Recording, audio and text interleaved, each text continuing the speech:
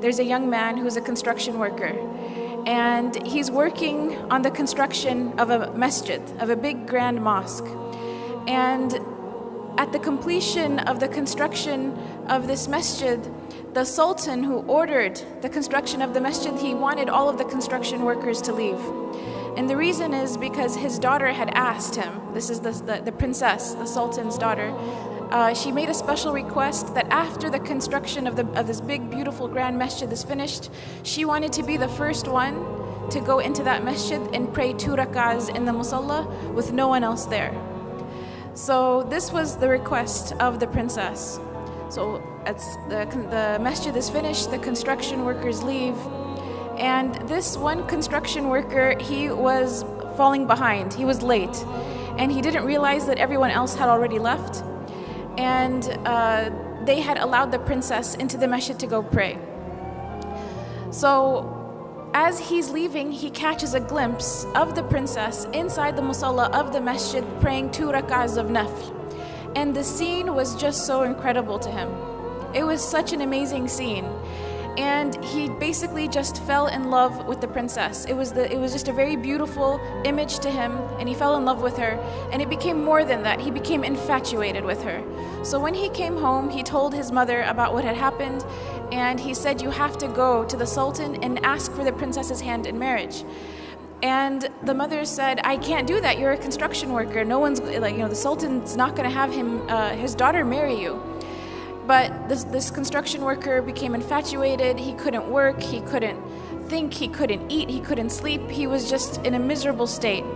And the mother, out of fearing for her son and his well-being, she realized that if she doesn't do something, he may die because he's refusing food and water at this point. So she goes to the palace and she asks to speak to the sultan, and the guards, they turn her away. And she insists and she says, "My son is going to die. I have to talk to the sultan." So finally, they let her talk to the sultan. And she mentions the story to the sultan, and the sultan asks that she come back with the construction worker. So they come back together, and he tells the construction worker, after everyone leaves the masjid at nighttime, after Isha prayer, you have to come and pray qiyam in this masjid for 40 nights.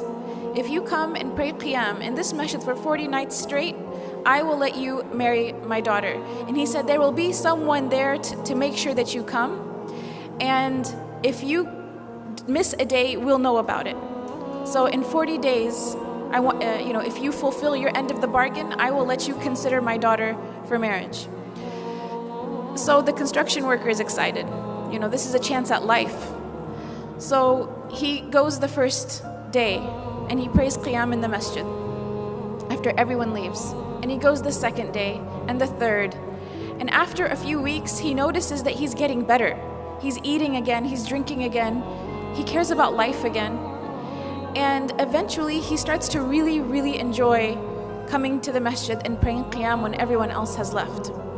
To such an extent that he starts to pray to Allah, that Allah never takes away these beautiful moments that he has with him, alone in solitude, praying to him in the night.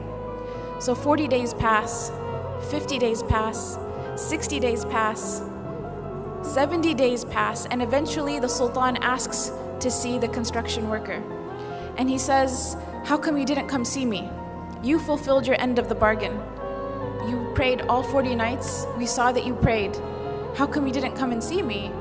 And the construction worker turns to the sultan and he says, "Before I saw your daughter, my heart was empty. And the first thing of beauty that my heart was exposed to was your daughter. And that's why it grabbed onto that experience.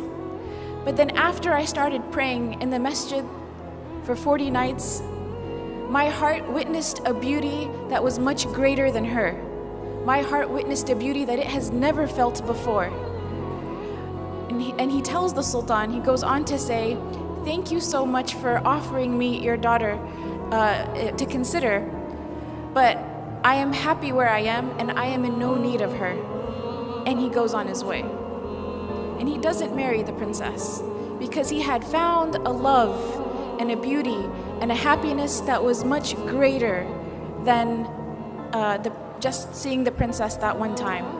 And this was the love of Allah subhanahu wa ta'ala. This is the beauty of a close relationship with Allah subhanahu wa ta'ala. This is something that only the one who has experienced it can really talk about it, or can, and even if they were to try to talk about it, it doesn't do it justice. And Ibn Taymiyyah, he talked about this. He said, the one who does not enjoy the Jannah of this life will not enjoy the Jannah of the next life.